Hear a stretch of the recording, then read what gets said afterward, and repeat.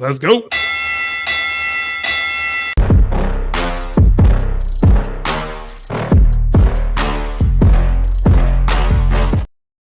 What's up, everybody? Welcome into the Ragsdale Rumble Season 2, brought to you by the Herb and Raj podcast. I am your host, Big Mike, and I am joined by, of course, the two competitors, last year's champion. We will start with you first. Got to mention it, Herb Ragsdale. How you doing today, Herb? I know you didn't think it was you, Raj. That's fine. I'm doing fantastically splendid. Oh wow. my gosh. Oh my god. Shots fired already. Wow. Love it. Fantastically splendid. And that groan you heard in the background after that intro is, of course, the runner-up last year. Look, at least you came in second. Never mind, it's only two people. Mike, I came in second out of two. Come on. Look, we don't have to talk about that. You're still number last. 2 on the board. And that, of course, is Raj. How you doing today, Raj? I was going to say I was doing fantastically splendid, but somebody took that, so I'll use my choice B term. I'm doing something you should say? I'm doing stupendous on this Wednesday evening. Thank you for asking, Mike. How are you? I didn't realize that was something you said because I rarely pay attention to losers, so I had no idea. Wow. No idea. Well, the good news is it is week 1. We had to suffer through week 0 last week. There was a really cool game that I know you guys talked about on Tuesday, that FSU and Georgia Tech game, or at least a Georgia Tech game, I guess, over in Ireland that was really good. But we kick off fully this week. Full slate of games starting tomorrow night as we record this on a Wednesday. On Thursday, we don't have any Thursday or Friday games. These will all be Saturday and beyond games because it is a holiday weekend. Hopefully you guys get to spend some holiday time with your family. And only 6 games as there's a lot of mismatches this week. But we will get right into it. So obviously we have our cool graphic, shout out to me. I like to make graphics now. It's kind of what I'm doing. We will have our scoreboard that will update every week. We didn't put last year's numbers on there. Sorry, Herb. I know you wanted to see the score, but we did mention you won, so calm down. You're okay. You still got to mention that. Mike has told me this will get up 3 times, and I've been here 5 minutes. If this have I think is that not the first time I've said calm down? No, I'm like every time you talk to me, you're like, it's a good phrase. Calm down. No, but we will update this every week with the score just to keep you guys updated in the audience. But we will get started with the games. First game up, you've got the South Dakota State Jackrabbits against the Oklahoma State Sooners. The line is oddly enough closer than you think. Obviously, you can see down at the bottom, it is 9.5 for Oklahoma State. And you'll tell by the football up at the top that it is Oklahoma State at home. So just in case you guys are looking and need reference, that is the home game. And as, again, the reigning, defending Ragsdale Rumble champion, Herb, you'll get to go first. Legit, when Jackrabbits came up there, I was trying to figure out which team that was. I got to go Okie State without knowing a whole lot of this is like one of those, man, it would be great to pick an upset here. But Oklahoma State usually, I don't know, they'll come out the gates, I guess, all right, crumble halfway through the season, and then make a surprise run at the end. So I'm going to say they start off strong 1-0 before they fall apart in Big 12 play. All right, Raj? Yeah, I agree. I'm going to go with Oklahoma State in this game. Not really looking forward to, but I guess we're going to see if Ollie Gordon can kind of start his little Heisman run with this game, come up big there in the run game. But other than that, I didn't do too much of a dive into this game. Oklahoma State covers. Yeah, that's the kind of the big headline. Ollie Gordon's supposed to get 50 carries as a punishment for the whole offseason drama. So I guess he'll get to start on that. But I do have both of you guys going Oklahoma State. Yep. Starting off kind of mild with everybody agreeing there. We'll move on to the next game. It is Penn State and West Virginia. Ooh. West Virginia at home with Penn State currently -8. Rod, you'll go first on this one. This is an interesting one. The reason I say that is because I know Stephen M. Smith is really, really big on West Virginia. He spoke about it a few times. On the other hand, Penn State, I forget what Penn State's preseason ranking is, but apparently Drew Aller is supposed to have some sort of a nice year this year. I think they are just so before you pick, Penn State is actually 8. 8? Ooh, wow. Yep. And this game, you said this game is at West Virginia, correct? Yes, sir. That's what the football's for. I know it's hard to see with the logo, but that's what the football's for. Gotcha. Oh, nice one. I like that. I will take Penn State to win the game. Yeah, I got Penn State winning, but I don't think they're going to cover. I think it's going to be more like a field goal win. All right, Herb, you agree? Oh, it's starting to dance Here we early. go. Here we go. We're going with an anti-Rod pick and an upset pick. We're taking West Virginia to surprise Penn State. Penn State has such an easy schedule this year where I feel like they could almost like sleepwalk to 11-1, 10-2. But I've seen enough reports out there of 8-4, and it would just be a Penn State thing to fall flat on their face when they have a chance at the playoff. So I'm going West Virginia to shock the world to start this off and upset Penn State week 1. Would that really be shocking the world, though? I mean, yes, because Penn State is a top 10 team, Raj, and West Virginia is West Virginia.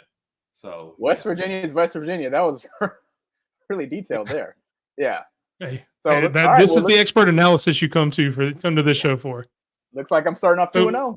All right. And I do have to ask, did Stephen M. Smith have any sway on this decision, or is this completely an anti-Raj pick? Oh, of course we can go 1/3 upset alert, 1/3 Raj, anti-Raj, and 1/3 Stephen M. Smith, because black guys with glasses got to stick together. I have heard that somewhere before.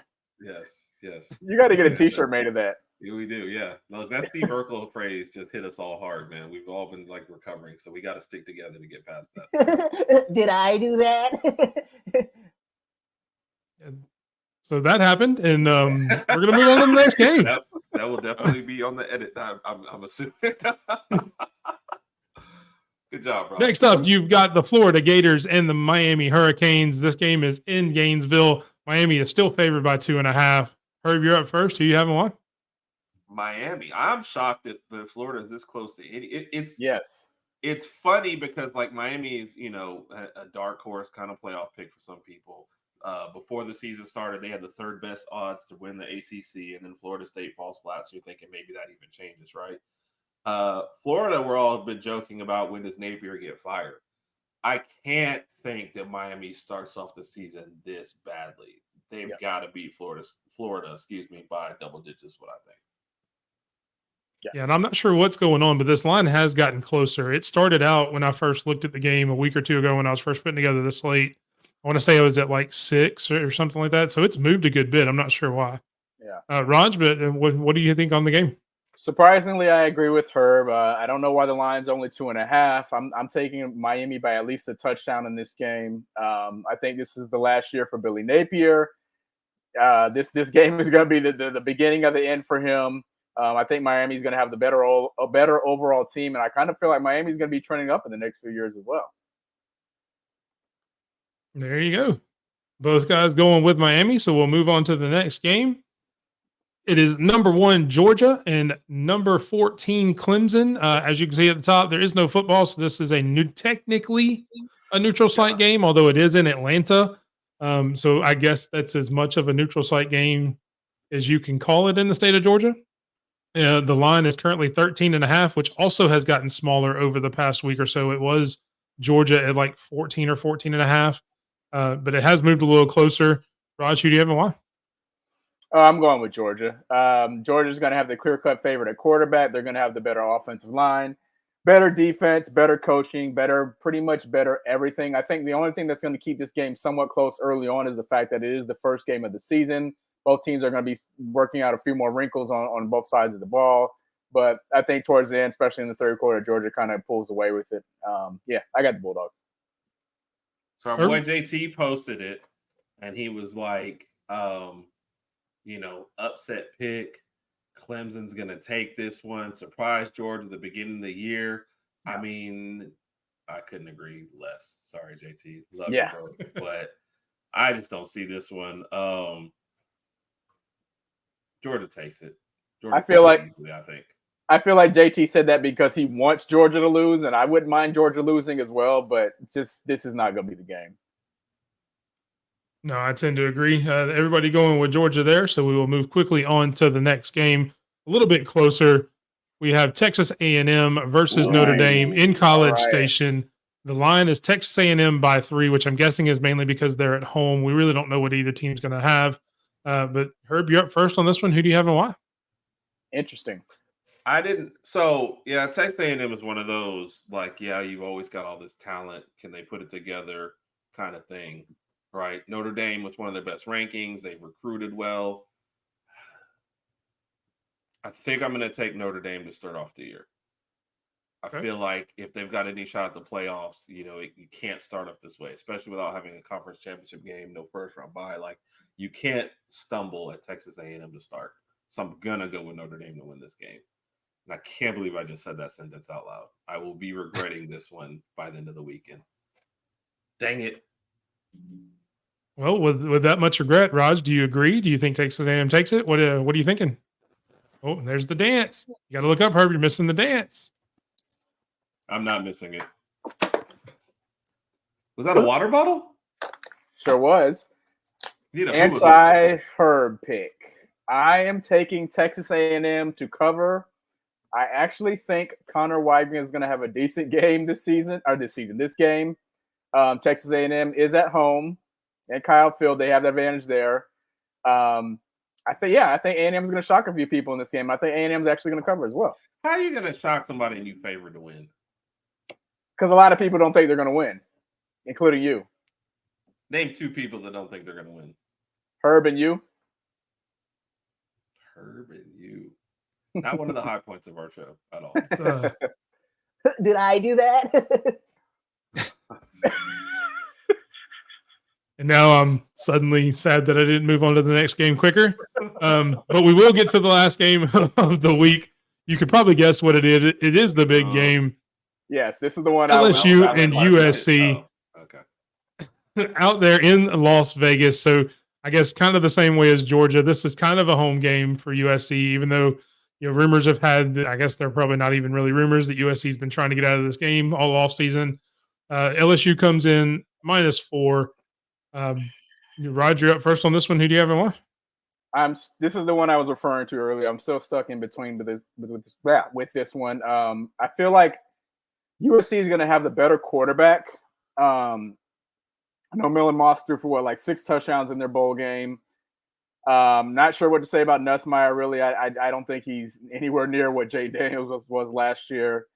But defensively, I feel like LSU will be more prepared and ready to come there. We still don't know what we're going to see from USC's defense. I know we had a USC guest on sometime in the summer. He said that their defense is supposed to be improved. That's going to be I'll see it when it happens type thing. I've said earlier on in one of our predictions that I picked LSU to win, being an SEC bias.